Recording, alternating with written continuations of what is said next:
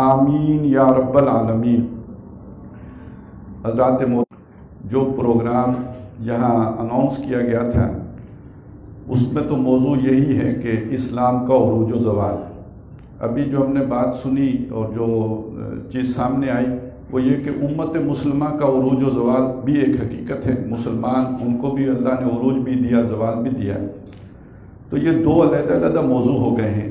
اس تھوڑے وقت میں کام ذرا مشکل ہو گیا ہے، لیکن یہ کہ بہرحال میں کوشش کروں گا کہ ان دونوں موضوعات پر کسی نہ کسی درجے میں جو بھی ایک ضروری گفتگو ہے وہ آپ کے سامنے آ جائے، لیکن یہ کہ بہرحال تیزی سے کرنی پڑے گی، اس لیے کہ وہ جو وقت ہم نے ایک موضوع کے لیے مقرر کیا تھا اس میں اب دو موضوع سمونے پڑیں گے اسی وقت کے اندر۔ پہلی بات تو یہ کہ یہ جو میں نے آیات آپ کے سامنے تلاوت کی ہیں یہ تاریخ بنی اسرائیل کو بیان کر رہی ہیں، اور اس میں بنی اسرائیل کے دو عروج اور دو زوالوں کا ذکر ہے۔ اللہ تعالیٰ فرماتے ہیں سورہ بنی اسرائیل کے پہلے رکوع میں کہ ہم نے بنی اسرائیل کے ضمن میں لوح محفوظ میں یا تورات میں ہی لکھ دیا تھا، وَقَضَيْنَا إِلَىٰ بَنِي إِسْرَائِيلَ فِي الْكِتَابِ، فیصلہ کر دیا تھا لَتُفْسِدُنَّ فِي الْأَرْضِ مَرَّتَيْنِ وَلَتَعْلُنَّ عُلُوًّا كَبِيرًا، کیا بنی اسرائیل تم زمین میں دو دفعہ فساد مچاؤ گے اور بہت بڑی سرکشی کرو گے۔ اور یہ اللہ کی سنت ہے کہ جب کوئی قوم اور مسلمان قوم جب فساد مچاتی ہے تو پھر اللہ کی سزا اسے دنیا میں ملتی ہے۔ وہ قوم بحیثیت قوم جب غلط روش پہ چلتی ہے اللہ تعالیٰ اسے پھر دنیا میں سزا دیتے ہیں، لہذا پھر سزا آئے گی۔ لہذا اگلی آیت میں بتایا کہ اس کے نتیجے میں جب سزا آئے گی تو فَإِذَا جَاءَ وَعْدُ أُولَاهُمَا، اس پہلے وعدے کا وقت جب آیا، یعنی تم نے فساد مچایا اور ہم نے سزا بھیجی، تو سزا کیسے بھیجی؟ آسمان سے کوئی فرشتے سزا لے کے نہیں آئے، عذاب جو ہے آسمان سے نہیں آیا، زمین کے نیچے سے زلزلہ نہیں آیا۔ بَعَثْنَا عَلَيْكُمْ عِبَادًا لَنَا، ہم نے تم پر مسلط کر دیے اپنے وہ بندے اولی باسن شدیدن، جو سخت جنگجو تھے، فجاسو خلال الدیار، تو وہ شہر کی گلیوں میں گھس گئے۔ تو اب جب دشمن فوج شہر کی گلیوں میں گھستی ہے تو پھر جو ہوتا ہے وہ آپ کو معلوم ہے، پھر سب کچھ طے و طے ہوتا ہے، عزتیں پامال ہوتی ہیں، آگے لگتی ہیں، پھر شہر ویران ہوتا ہے۔ تو اس کا جو ہے نقشہ کھنچ گیا، وہاں پہ 6 لاکھ آدمی جو ہے قتل ہوئے، 6 سلام بنا کر عراق لے گیا۔ اور یہ شہر جو تعمیر کیا تھا حضرت سلیمان علیہ السلام نے اور حضرت داؤد علیہ السلام میں، اس کی کوئی اینٹ ایک بھی سلامت نہیں رہی، ٹوٹل شہر تباہ و برباد کر دیا، اور وہ مسجد جو ان کی تھی وہ بھی تباہ و برباد کر دی، اور وہ تورات جو تھی حضرت موسیٰ علیہ السلام کو ملی تھی، آسمان سے اتری تھی، وہ بھی گم ہو گئی، پھر آج تک نہیں ملی۔ یہ 587 قبل مسیح میں یہ واقعہ ہوا، تقریباً آج سے 2600 سال پہلے، اور یہ نیست و نابود کر دیا گیا شہر۔ پھر اللہ کہتے ہیں کہ اللہ نے تم پر احسان کیا، ثم رددنا لکم الکرۃ علیہم، پھر اللہ نے تمہاری باری مقرر کر دی ان کے اوپر، فامددناکم باموال، تمہیں مالوں سے مدد دی، خوب دولت مند کر دیا، وبنین، بیٹے دیے۔ یہ بھی الٹی سوچ ہوتی ہے کہ جی بچے 2 ہی اچھے ہیں، اللہ کہتے ہیں یہ نعمت ہے، جب میں تمہیں زیادہ اولاد دیتا ہوں تو یہ میری تمہارے ساتھ برکت کا معاملہ ہوتا ہے۔ وَأَمْدَدْنَاكُمْ، یہ امداد ہے، بِأَمْوَالٍ، جیسے مال ہیں ویسے ہی بیٹے ہیں، وَبَنِينَ، بیٹوں سے مدد دی، وَجَعَلْنَاكُمْ أَكْثَرَ نَفِيرًا، تمہاری نفری بڑی کر دی، افرادی قوت تمہاری زیادہ ہو گئی۔ اور ساتھ ہی ایک بات یہ بھی کہی، ان احسنتم احسنتم لانفسکم، اگر نیک بنو گے اس نیکی کا فائدہ خود اٹھاؤ گے، وَإِنْ أَسَأْتُمْ، اگر برے بنو گے فَلَهَا، اس کا وبال بھی آئے گا، برے بنو گے تو بخت نصر آئے گا، اچھے بنو گے تو اللہ کی مدد آئے گی۔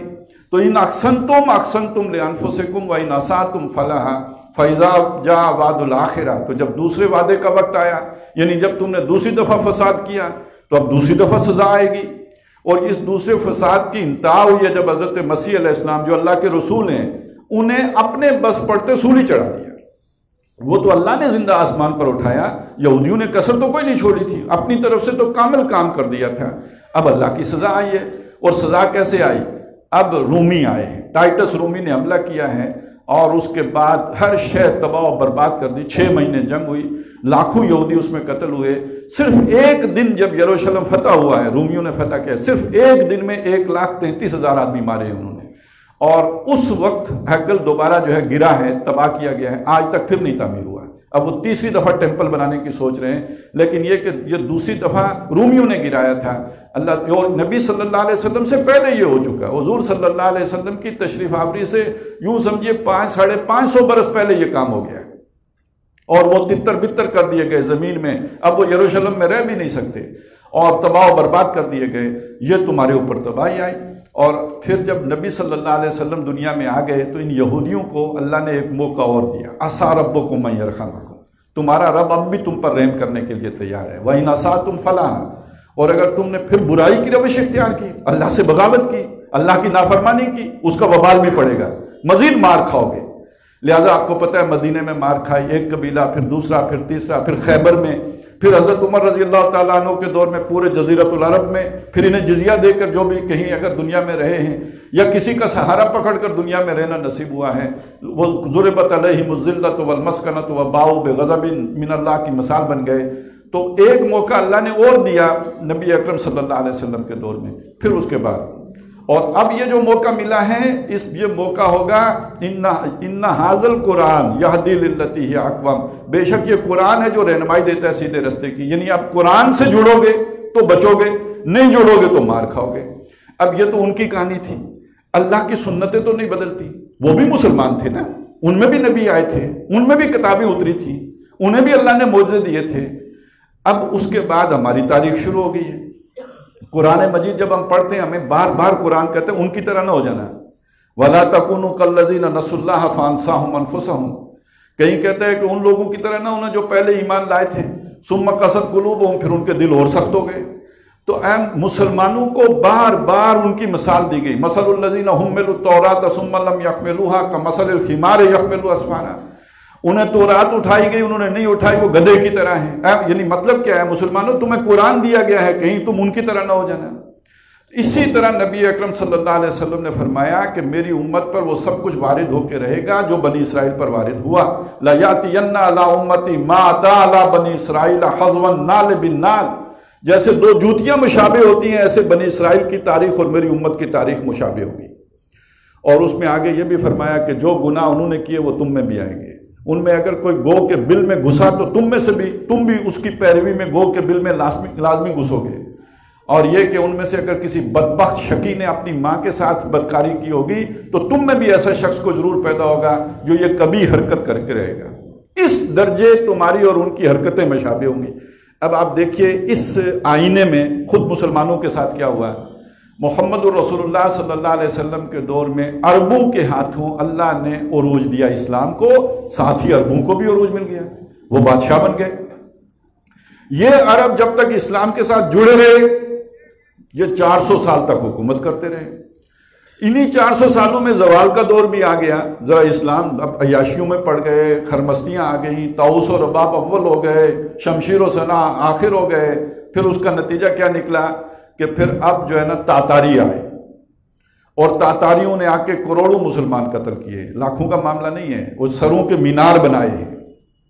اور اس کے بعد اللہ کی وہ سنت ظاہر ہو گئی، ان تتولوا یستبدل قوما غیرکم، اے عربو اگر تم نے روح گردانی کی تو تمہیں ہٹا کر کسی اور قوم کو لے آئیں گے۔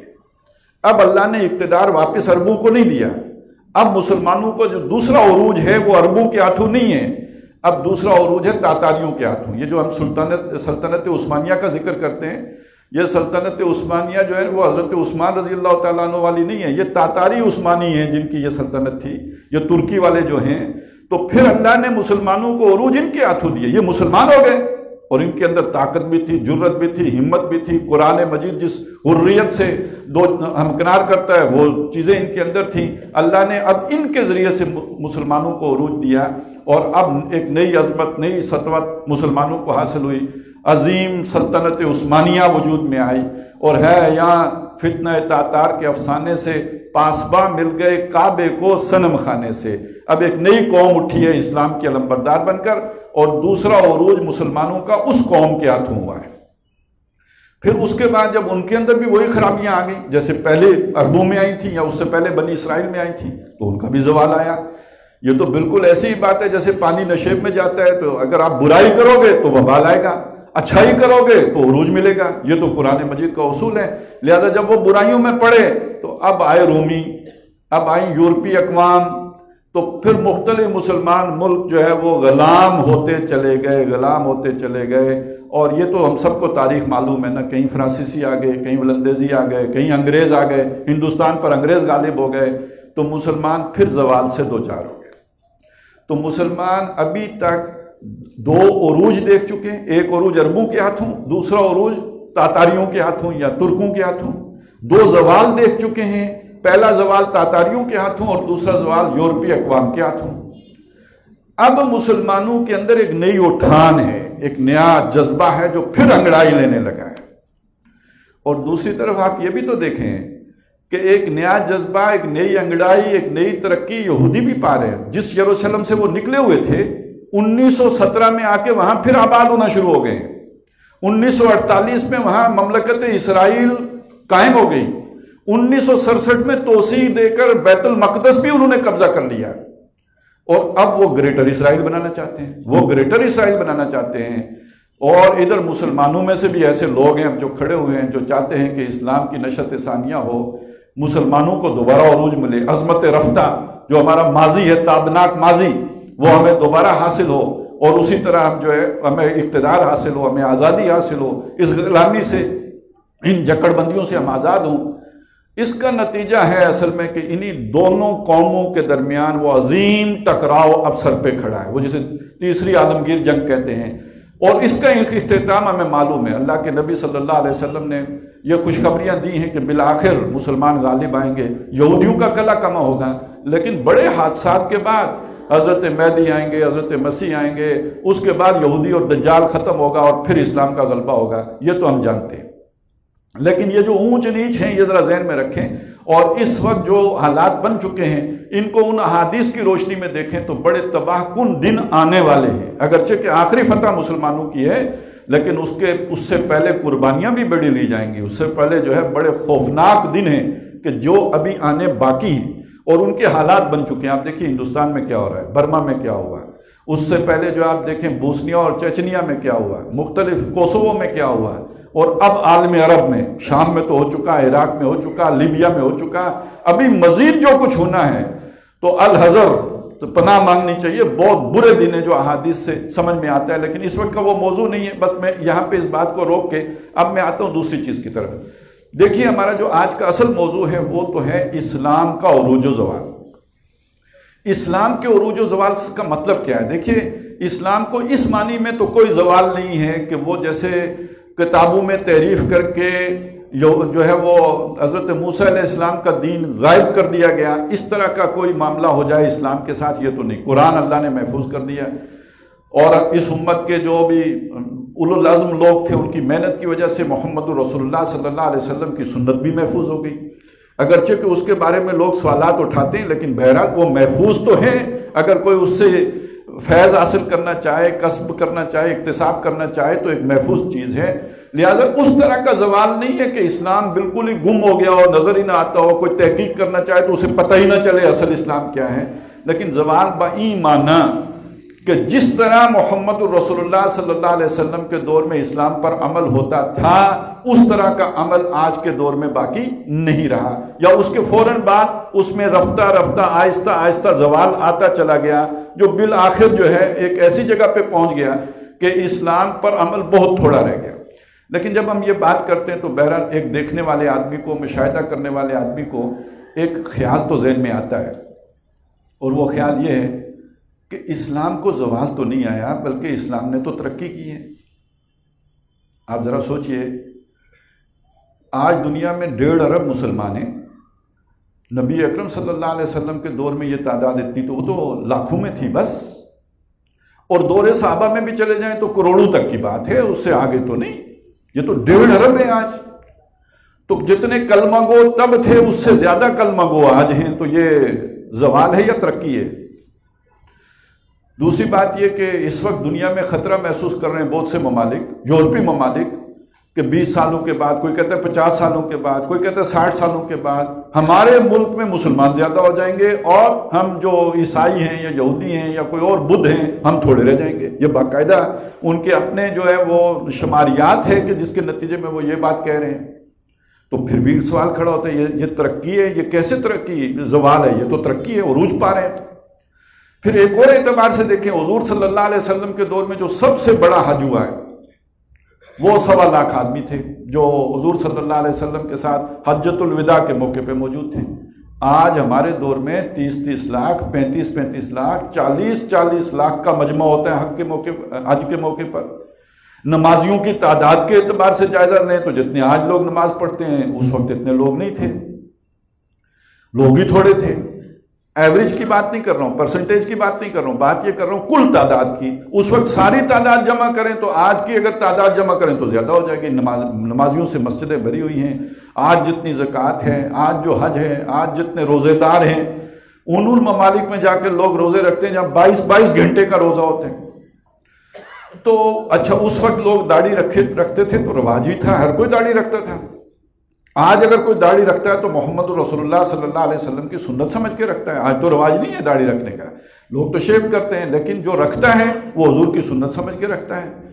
تو کسی بھی طرح آپ کو زوال نظر نہیں آئے گا۔ دوسری طرف یہ ہے کہ ہم بہت سے علماء کہتے بھی ہیں کہ زوال سے دو چار ہوا، وہ بلکہ حال ہی کا مجھے وہ اشعار بھی یاد آ گئے کہ اے خاصہ نے رسول وقت دعا ہے، امت پہ تیری آ کے عجب وقت پڑا ہے، وہ دین کے جو بڑی شان سے نکلا تھا وطن سے، پردیس میں وہ آج غریب الغرباء ہیں۔ تو یہ کون سا دین ہے جو غریب الغرباء ہو گیا؟ یا جو خود اللہ کے نبی صلی اللہ علیہ وسلم نے فرمایا تھا کہ بدأ الاسلام غریبا فسیعود کما بدا، اسلام شروع ہوا تو یہ اجنبی تھا، ان قریب یہ پھر اجنبی ہو جائے گا۔ یہ غریب شروع ہوا، لوگ اسے نہیں جانتے تھے، نہیں پہچانتے تھے، تو ان قریب یہ ویسا ہی ہو جائے گا جیسا کہ یہ شروع ہوا تھا، یعنی لوگ اسے نہیں پہچانیں گے۔ اسی طرح آپ صلی اللہ علیہ وسلم کا یہ ارشاد گرامی کہ ایک وقت آئے گا یوشک ان یاتی علی الناس زمان، اندیشہ ہے لوگوں پر ایک ایسا زمانہ آ جائے گا لا یبقى من الاسلام الا اسمہ، اسلام میں اس کے نام کے سوا کچھ نہیں بچے گا، ولا یبقى من القرآن الا رسمہ، اور قرآن میں اس کے رسم الخط کے سوا کچھ نہیں بچے گا۔ تو وہ کون سا اسلام ہے کہ جو پس منظر میں چلا جائے گا، جو اجنبی ہو جائے گا، جسے لوگ نہیں پہچانیں گے؟ تو جان لیجئے کہ نبی اکرم صلی اللہ علیہ وسلم جب آپ تشریف لائے تو آپ دو چیزیں لے کے آئے، وَالَّذِي أَرْسَلَ رَسُولَهُ بِالْهُدَى وَالدِّينِ الْحَقِّ۔ محمد الرسول اللہ صلی اللہ علیہ وسلم وہ ہیں جن کو بھیجا اللہ نے اپنے رسول محمد صلی اللہ علیہ وسلم کو الہدا دے کر اور دین حق دے کر۔ یہ الہدا کیا ہے؟ یہ قرآن مجید ہے، ہدایت ہے، کامل ہدایت ہے۔ تو دین حق کیا شے ہے؟ قرآن سے علیحدہ کوئی چیز ہے؟ اس کو آپ سمجھ لیجئے کہ جب کسی شے پر زور دینا ہو، ایمفیسائز کرنا ہو، اسے مؤکد کرنا ہو، تو اس کا علیحدہ بیان کیا جاتا ہے تاکہ لوگوں کے ذہنوں میں اچھی طرح وہ بات اتر جائے۔ جیسے قرآن مجید میں آتا ہے کہ ان اللہ یامرکم، بلکہ یہ کہ ان الصلاۃ تنہی عن الفحشاء والمنکر، یہ جو نماز ہے یہ بے حیائی سے بھی روکتی ہے اور منکر سے بھی روکتی ہے۔ تو کیا بے حیائی منکر کے علاوہ کوئی چیز ہے؟ حالانکہ وہ بھی منکر ہی ہے، اس کا علیحدہ ذکر کیوں کیا؟ اس پر زور دینا مقصود تھا، اس میں تاکید پیدا کرنی مقصود تھی کہ یہ بے حیائی سے بھی روکتی ہے، یعنی یہ بڑا منکر ہے، ان بڑے بڑے منکرات سے بھی روکتی ہے اور عام منکرات سے بھی روکتی ہے۔ تو اسی طرح سمجھ لیجئے کہ الہدا جو کامل ہدایت ہے قرآن مجید، اس میں دین بھی شامل ہے۔ اس کا علیحدہ ذکر کرنے کا مطلب کیا ہے؟ اس کا علیحدہ ذکر کرنے کا مطلب ہے کہ ذہنوں پر یہ چیز اجاگر ہو جائے، نمایاں ہو جائے، اچھی طرح جو ہے نقش ہو جائے کہ یہ اس عام ہدایت سے اوپر ہے، اس ہدایت کے اندر ایک اور پہلو بھی ہے جو دین سے بحث کرتا ہے۔ اس اعتبار سے دین کا یہ پہلو کہ جس میں اللہ تعالیٰ نے محمد رسول اللہ صلی اللہ علیہ وسلم کے ذریعے سے انسانوں کے اجتماعی نظام کے بارے میں رہنمائی دی ہے۔ سماجی نظام کیا ہوگا، معاشی نظام کیا ہوگا، سیاسی نظام کیا ہوگا، یہ ہے دین حق یا میزان عدل، جس میں انسانوں کے حقوق کا تعین ہو۔ آپ ذرا سوچئے اس میدان میں اللہ کے نبی صلی اللہ علیہ وسلم کی یا قرآن کی تعلیمات کیا ہیں؟ ایک اصولی چیز سماجی سطح پر ہمارا دین کہتا ہے کہ تمام کے تمام لوگ ایک اللہ نے پیدا کیے اور ایک مرد اور ایک عورت سے پیدا کیے۔ یا ایھا الناس انا خلقناکم من ذکر و انثی، بے شک تمہیں میں نے پیدا کیا، ہم نے پیدا کیا تمہیں، اور ایک مرد اور ایک عورت سے پیدا کیا۔ اس کا کوئی لازمی مطلب ہے، اس کے کچھ تقاضے ہیں، اس کے کچھ نتائج ہیں جو نکلتے ہیں۔ اگر کچھ لوگوں کو سر سے پیدا کیا گیا اور کچھ کو پاؤں سے پیدا کیا گیا اور یہ برابر نہیں ہو سکتے۔ اگر سب کا پیدا کرنے والا ایک ہو اور سب کو ایک مرد اور عورت سے پھیلایا ہو تو یہ سب برابر ہیں. اور یہی وہ بات ہے جو کہی گئی ہے کونو عباد اللہ اخوانا، سب اللہ کے بندے بن جاؤ کیونکہ وہ پروردگار ہے، اور آپس میں بھائی بھائی بن جاؤ. کوئی اونچ نیچ کا تصور نہیں ہے اسلام میں، سب برابر ہے. کونو عباد اللہ اخوانا. اور امام ابو حنیفہ رحمۃ اللہ علیہ کا بڑا مشہور جو قول ہے کہ المسلم و کفل لکل مسلم، ہر مسلمان بالکل برابر ہے کسی دوسرے مسلمان کا، ان کے حقوق و فرائض برابر ہیں. آج ہم مسلمان ہیں، میں اور آپ مسلمان ہیں، کیا تمام مسلمانوں کے حقوق و فرائض برابر ہیں؟ مسلمانوں میں کچھ وہ بھی ہیں جن کا احتساب نہیں ہو سکتا، مسلمانوں میں کچھ وہ بھی ہیں جنہیں کسی عدالت میں نہیں بلایا جا سکتا، مسلمانوں میں وہ بھی ہیں جو پیدائشی سونے کا چمچ لے کے پیدا ہوتے ہیں، مسلمانوں میں وہ بھی ہیں جن کے اسپیشل رائٹس ہیں، وی آئی پی لوگ ہیں، اور مسلمانوں میں وہ ہیں جن کو کوئی پوچھتا نہیں، ان کے اسپتال بھی علیحدہ ہیں، ان کو اسپتال کہیں بندہ یا استبل کہے یہ بھی بڑا مشکل ہو جاتا ہے. تو کیا تمام مسلمانوں کو اس طرح کے برابر حقوق آج حاصل ہیں جیسے حضرت عمر رضی اللہ تعالیٰ عنہ کے دور میں حاصل تھے؟ اور اس حد تک حاصل تھے کہ اگر گورنر نے صرف باہر کوئی تھوڑی سی بنا لی ہے کوئی چار دیواری، ظاہر ہے جس چار دیواری کو آگ لگائی گئی ہو تو وہ پتھروں کی چار دیواری تو نہیں ہو سکتی نا، وہ ویسے ہی کوئی لکڑی کھڑی کر کے چار دیواری بنا لی.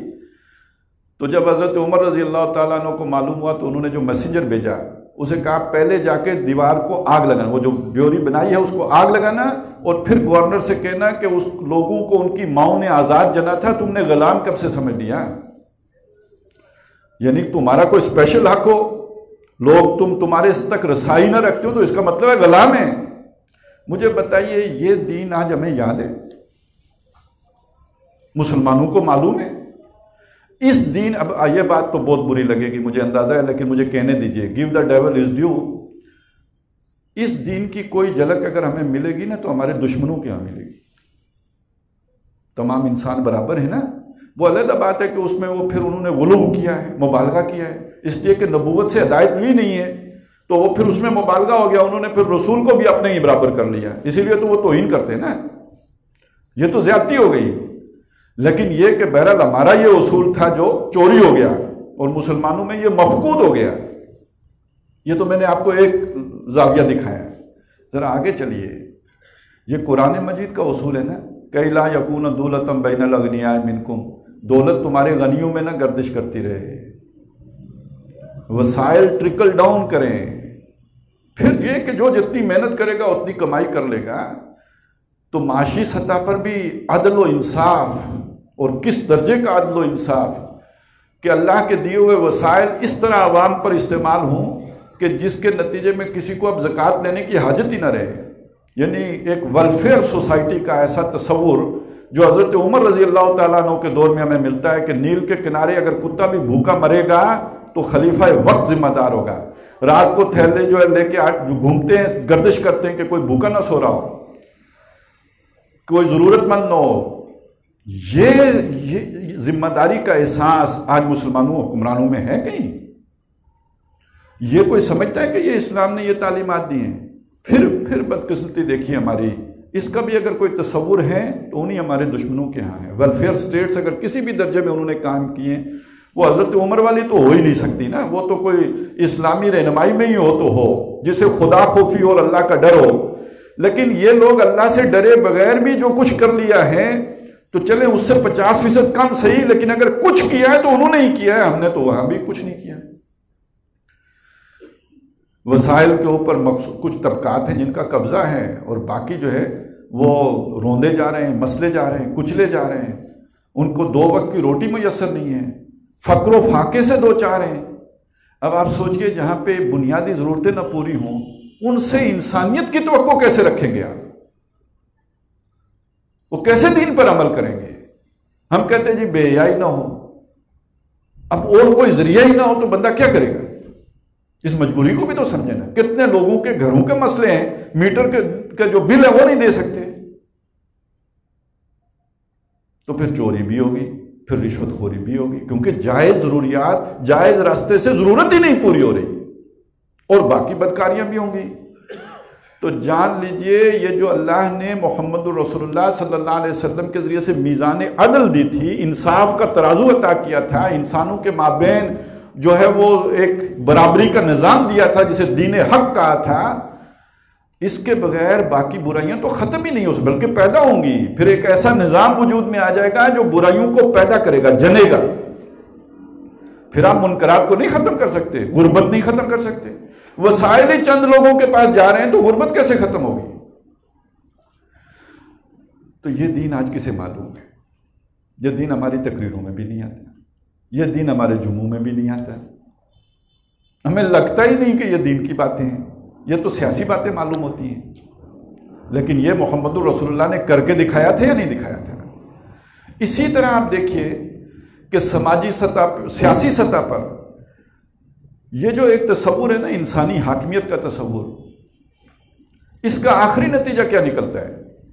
دیکھیے میں بھی حاکم ہوں، یہی تصور ہے نا، آپ بھی حاکم ہیں، تو ہم سب مل کر تو حکومت تو نہیں کر سکتے نا، ہمیں اپنی حکومت کسی کو جو ہے وہ اپنا نمائندہ بنا کے کرنی ہوگی نا، خود تو نہیں کر سکتے۔ جس کو ہم نمائندہ بناتے ہیں وہ ہمارا حاکم بن جاتا ہے، ہم کیا ہو جاتے ہیں؟ وہ ہمارا حاکم ہے تو ہم محکوم، تو برابر کہاں رہے؟ یہ تو صرف اللہ کا نظام ہے جہاں حاکم اللہ ہوتا ہے، مخلوق ساری اس کو اللہ تعالیٰ نے خلافت اور نیابت اور جانشینی عطا کی ہے، اور یہ جو خلیفہ ہوتا ہے یہ ان کا حاکم نہیں ہوتا، وہ ان کا خلیفۃ المسلمین ہوتا ہے، ان کا جانشین ہوتا ہے، وہ اس کو پوچھ بھی سکتے ہیں اس لیے کہ انہوں نے اسے بنایا ہے۔ محاسبہ ہوتا تھا یا نہیں ہوتا تھا؟ حضرت عمر رضی اللہ تعالیٰ عنہ کا ہوا یا نہیں ہوا؟ آج کے صدر مملکت کا تو نہیں ہو سکتا۔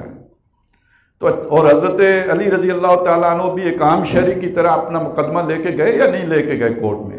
اور اگر ثابت نہیں ہوا تو اس وجہ سے اس مقدمے کے حق میں حضرت علی کے حق میں فیصلہ نہیں ہوا کہ آپ خلیفۃ المسلمین ہیں لہذا آپ کیس جیت گئے ہیں۔ اگر قانون کی نظر میں وہ آپ اپنے ضروری گواہ پیش نہیں کر سکے، کیس خارج ہو گیا۔ تو جان لیجئے کہ یہ تھا وہ اسلام جو محمد رسول اللہ صلی اللہ علیہ وسلم دنیا کو اس وقت دے کے گئے ہیں جب کسی کے وہم و گمان میں بھی نہیں تھا۔ اور اب اگر انسان ٹکریں مار مار کے، ٹھوکریں کھا کھا کے، افراط و تفرید کے دھکے کھا کے اگر کچھ لوگ اس تک پہنچے ہیں تو بدقسمتی سے وہ مسلمان نہیں بلکہ جو غیر مسلم کہلاتے ہیں وہ ہیں، اور ابھی بھی تلاش میں ہیں۔ ابھی وہ یہ نہیں کہ ایسا نہیں ہے کہ حق تک پہنچ گئے ہیں، ابھی بھی انسان تلاش مصطفیٰ میں ہے۔ وہ جو اقبال نے جو ایک تصور پیش کیا نا، ہر کجا بینی جہاں رنگ و بو، آنکھ از خاکش بے رویت آرزو، یا کہ زے نور مصطفیٰ اورا بھاست، یا ہنوز اندر تلاش مصطفیٰ است۔ تو ابھی بھی نو انسانی گویا محمد الرسول اللہ کی جستجو میں ہے، اور حضور صلی اللہ علیہ وسلم کی ان تعلیمات کو چھپا کر کون بیٹھا ہوا ہے؟ بیچ میں آڑ کون بنا ہوا ہے؟ رکاوٹ کون بنا ہوا ہے؟ ہم مسلمان بنے ہوئے ہیں، ہمارا کردار بنا ہوا ہے، ہمارے طور طریقے بنے ہوئے ہیں، ہم نے جو نفرت کے سمندر بیچ میں کھڑے کر دیے، خلیج یا دیواریں وہ بنی ہوئی ہیں کہ لوگ نہ قرآن پڑھیں نہ محمد رسول اللہ کی سیرت پڑھیں، اور اگر پڑھیں تو تعصب کے ساتھ پڑھیں۔ وہ تعصب قرآن کا تعصب نہیں ہے، وہ تعصب محمد رسول اللہ کا تعصب نہیں ہے، وہ ہمارا تعصب ہے۔ نفرت کی وہ دیواریں ہم نے کھڑی کی ہیں جس کی وجہ سے اب لوگ قرآن سے دور ہو گئے، لوگ محمد رسول اللہ سے دور ہو گئے، اور اگر سیکھ بھی رہے ہیں تو ٹکریں کھا کے سیکھ رہے ہیں۔ تو جان لیجئے کہ اس اسلام کی جو یہ پس منظر میں جانا ہے، یہ نبی اکرم صلی اللہ علیہ وسلم کے دور کے بعد جب آہستہ آہستہ آہستہ اس میں زوال آنا شروع ہوا، اور جب انگریز نے آ کے قبضہ کر لیا تو وہ سوال یعنی وہ زوال اپنے کمال کو پہنچ گیا، قانون بھی ختم ہو گیا نا، پھر تو وہ قانون بھی، وہ شریعت بھی، ہر شے جو ہے وہ اکھاڑ کے پھینک دی گئی، اور اب جہاں پہنچ چکا ہے اب تو خاندانی نظام بھی تباہ کیا جا رہا ہے، نکاح طلاق کے مسئلے بھی اب کھڑے ہو گئے ہیں، اب تو جو بالکل ہی نئے جو سوشل انجینئرنگ ہو رہی ہے، تو گویا یہ والا اسلام، نمازیں بہت ہو گئی ہیں، روزے زیادہ ہو گئے ہیں، داڑیاں بھی ہو گئی، حج بھی بڑے ہوتے ہیں، لیکن یہ والا اسلام غریب سے غریب تر اور پس منظر سے پس منظر میں اور اجنبی سے اجنبی ہوتا چلا جا رہا ہے اور بڑھتا ہی چلا جا رہا ہے۔ اس اسلام کو اگر زندہ کرنا ہو تو اس کے سوا کوئی صورت نہیں ہے کہ ان ھذا القرآن یہدی للتی ہی اقوم، بے شک یہ قرآن ہی ہے جو سیدھی راہ کی طرف گامزن کرتا ہے۔ قرآن کی طرف رجوع کرنا پڑے گا، قرآن کی طرف واپسی کرنی پڑے گی، اپنے آپ کو قرآن مجید سے جوڑنا پڑے گا، اسی سے وہ ایمان نصیب ہوگا۔ کہ جس ایمان کی روشنی میں اس اسلام کی جدوجہد کی جا سکے گی، اس کے لیے قربانیاں دی جا سکیں گی، اس کے لیے ایثار کیا جا سکے گا، اس کے لیے جو ہے باقی لوگوں سے کٹ کر جو اس اصل اسلام کے دشمن ہیں، بے شک وہ ہمارے اپنے ہی کیوں نہ ہوں، ان سے کٹ کر اس کے مقابل جدوجہد کی جا سکے گی، اور کہیں سے موٹیویشن مل ہی نہیں سکتی۔ آپ جتنے بھی ہمارے جو چلے آ رہے طریقے ہیں نا، ان میں سے کسی کی طرف بھی جائیں تو اس کے لیے تو آپ کو شوق نہیں مل سکتا، اس کے لیے تو آپ کے اندر جذبہ پیدا نہیں ہو سکتا۔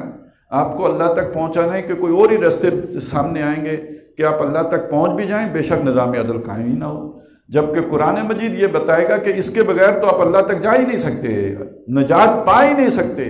هل ادلکم علی تجارت تنجیکم من عذاب علیم، وہی جو آیت ہے نا سورہ صف میں کہ وہ الذی ارسل رسولہ بالہدی ودین الحق لیظہرہ علی الدین کلہ ولو کرہ المشرکون، اس سے اگلی آیت ہے کیا ہم تمہیں وہ تجارت نہ بتائیں جو تمہیں دردناک عذاب سے بچائے، یعنی وہ تجارت کیے بغیر دردناک عذاب سے بچ نہیں سکتے۔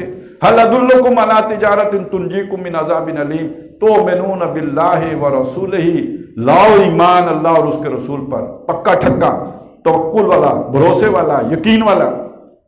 وَتُجَاهِدُونَ فِي سَبِيلِ اللَّهِ بِأَمْوَالِكُمْ وَأَنفُسِكُمْ، اور اللہ کی راہ میں اپنے مالوں اور جانوں کے ساتھ جہاد کرو، قربانیاں دو، ایثار کرو، تن من دھن لگاؤ، زندگی کھپاؤ، اپنا سب کچھ نچھاور کرو، جیسے کہ صحابہ کرام نے محمد رسول اللہ صلی اللہ علیہ وسلم کی پکار پر نچھاور کیا۔ یہ کرو گے تو نجات پاؤ گے بھائی۔ اب اگر کوئی یہ سوچے کہ اس کے بغیر بھی نجات ہو سکتی ہے تو پھر یہ اتنا مشکل کام کیوں کرے گا؟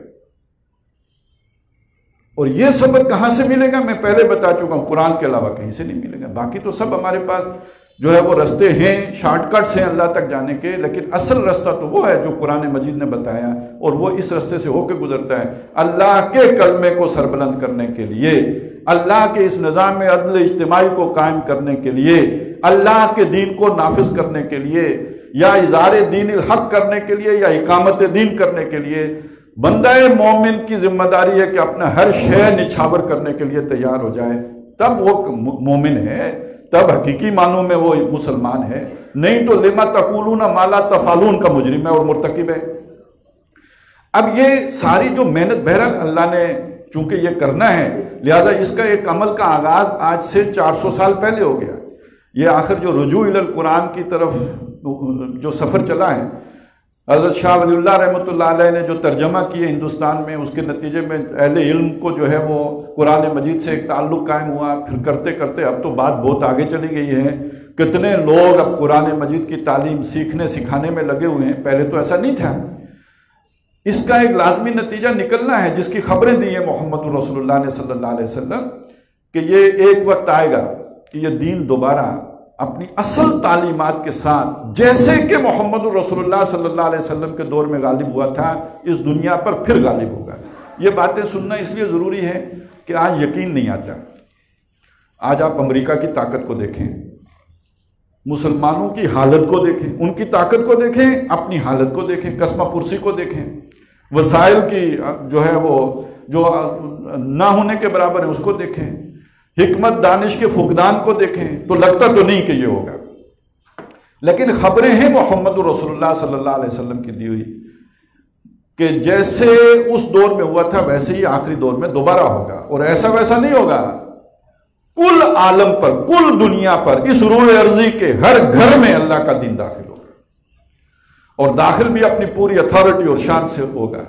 حضور فرماتے ہیں کہ ان اللہ زوالی الارض، اللہ نے مجھے ساری زمین لپیٹ کے دکھائی، فرآئیت مشارقہا و مغاربہا، میں نے اس کے سارے مشرق دیکھے، سارے مغرب دیکھے، وَإِنَّ أُمَّتِي سَيَبْلُغُ مُلْكُهَا مَا ذُوِّيَ لِي مِنْهَا، اور میری امت کی بادشاہت اس سب پر قائم ہوگی جو مجھے لپیٹ کے دکھایا گیا، پورے گلوب پر میری امت غالب آئے گی۔ یہ جو غلبہ ہوگا یہ مسلمانوں کا غلبہ ہوگا جیسے تاتاریوں کا ہوا، یا ساتھ اسلام کا بھی غلبہ ہوگا؟ یہ بات اگلی حدیث میں آ جاتی ہے کہ اس زمین کی پشت پر کوئی گھر باقی نہیں بچے گا، نہ اینٹ گارے کا بنا ہوا کچا گھر، نہ کوئی پختہ گھر سیمٹ اور اینٹوں کا بنا ہوا، یا کوئی خیمہ جو اون کا بنا ہو یا بالوں کا بنا ہو، الا ادخلہ اللہ کلمۃ الاسلام، مگر اللہ اس میں اسلام کے کلمے کو داخل کرے گا، بے عز عزیز او ذل ذلیل، اور اس شان کے ساتھ داخلہ ہوگا کہ جو اسے قبول کرے گا اللہ اسے عزت دے گا، للہ العزت ولرسولہ وللمؤمنین۔ جو قبول نہیں کرے گا اللہ اسے ذلیل کرے گا۔ ذلیل کیسے ہوگا؟ وہ جزیہ دینا پڑے گا، یؤتوا الجزیۃ عن ید وہم صاغرون، اسے اپنے ہاتھ سے جزیہ دینا ہوگا اور چھوٹا بن کے رہے گا۔ اس کا مطلب اسلام اتھارٹی کے ساتھ داخل ہوگا، اقتدار کے ساتھ داخل ہوگا، حکومت کے ساتھ داخل ہوگا۔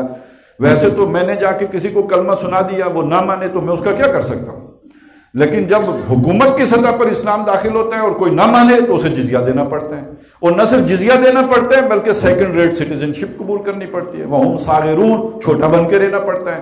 تو گویا اسلام اس کے گھر میں داخل ہوا، اسے ذلیل کرتا ہوا داخل ہوا، اس کو پست کرتا ہوا داخل ہوا، اسے چھوٹا بناتے ہوئے داخل ہوا۔ ہوگا کب؟ اس کی بھی خبر ہے۔ آپ نے فرمایا کہ پہلا دور نبوت کا دور ہے، یہ رہے گا جب تک کہ اللہ تعالیٰ چاہے کہ یہ رہے۔ پھر نبوت کے بعد ثم تکون خلافۃ علی منہاج النبوہ، خلافت کا دور آئے گا جو ٹھیک نبوی طریقے پر ہوگا، یہ بھی رہے گا جب تک کہ اللہ تعالیٰ چاہے کہ یہ رہے، پھر اللہ اسے اٹھا لے گا جب اٹھانا چاہے گا۔ یہ دو دور گئے، پھر تیسرا دور آئے گا ثم یکون ملکا ناظرا، پھر کاٹ کھانے والی بادشاہی آئے گی، مسلمان ہی ہوں گے، ظالم ہوں گے، ظلم کریں گے، یہ حضرت حسین رضی اللہ تعالیٰ عنہ۔ پھر اسی طرح اور بہت سے مظالم ہوئے ہیں، تو کتنے ہمارے ائمہ ہیں جو جیل میں فوت ہوئے ہیں، کتنوں کو مار پڑی ہے، جیسے کہ ہاتھیوں کو اتنی مار نہیں ڈالی گئی جیسے کہ بعض ہمارے ائمہ کو مار پڑی ہے، مسلمانوں کے ہاتھوں ہوا ہے سب۔ یہ ملوکیت ہوگی اور ظالم ملوکیت ہوگی، اور یہ بھی رہے گی جب تک کہ اللہ تعالیٰ چاہے، پھر اللہ اس کو بھی اٹھا لے گا جب اٹھانا چاہے گا۔ ثم تکون ملکا جبریہ، پھر مجبوری کا دور آ جائے گا، غلامی، پھر انگریز آ گئے، ولندیزی آ گئے، وہ جو میں نے آپ کو بتایا، یہ جو پچھلی صدیوں کی کہانی ہے بہت قریب ماضی کی، اس میں پھر اب مسلمان غلام ہو گئے، غیروں کے غلام ہو گئے۔ پہلے ظالم تھے لیکن اپنے تھے، مارتے تھے تو دھوپ میں نہیں پھینکتے تھے، اب وہ ظالم آ گئے کہ جو انتہائی ظالم ہے، انہوں نے دین بھی ختم، اسلام بھی ختم کر دیا، اس کی وہ ہدایت والی تعلیمات بھی مٹانے کی کوشش کی۔ یہ بھی دور وقت جب تک اللہ چاہے گا تو رہے گا، پھر اللہ اس کو بھی اٹھا دے گا، ہمیشہ یہ بھی نہیں رہے گا۔ جیسے وہ خلافت کا دور ختم ہو گیا، جیسے کاٹ کھانے والی بادشاہت کا دور ختم ہو گیا، ایسے یہ مجبوری کا دور بھی ختم ہو جائے گا۔ اور آپ اگر دیکھیں نا تو جیسے آ کے پہلے غلام بنا لیا تھا فزیکلی، وہ تو اب نہیں رہا ہے نا، چلے گئے واپس، ان کا عسکری اور سیاسی غلبہ ختم ہو گیا۔ اب یہ کہ مجبوری IMF کی ہے، ورلڈ بینک کی ہے، کچھ پالیسیاں ان کی لے کے چلنا پڑتا ہے، وگرنہ یہ کہ یہ تو اپنی زیادتیوں کی وجہ سے یہ ساری مجبوریاں ہیں، چلیں ہے مجبوری کا دور، لیکن اس سے تو کم ہو گیا ہے نا جو آج سے 100 سال پہلے تھا، اس سے بہت گھٹ گیا ہے۔ اس کے بعد یہ بھی ختم ہو جائے گا، بالکل ہی ختم ہو جائے گا۔ اب پانچواں دور آئے گا، اور یہ پانچواں دور ہوگا ثم تکون خلافۃ علی منہاج النبوہ، یہ منہاج نبوت پر، وہ جیسے خلافت راشدہ تھی اسی طور پر، اسی طرز پر، اسی طریقے پر اب پھر خلافت قائم ہوگی، دین اسلام غالب ہوگا۔ اور بعض روایات میں آتا ہے کہ ایک خلیفہ آئے گا اور وہ دنیا کو عدل سے اس طرح بھر دے گا جس طرح وہ ظلم سے بھری ہوئی تھی۔ آج دنیا ظلم سے بھری ہوئی ہے۔ یہ مظلوم صرف مسلمان ہی نہیں ہے، اہل مغرب بھی مظلوم ہے، نو انسانی مظلوم ہے۔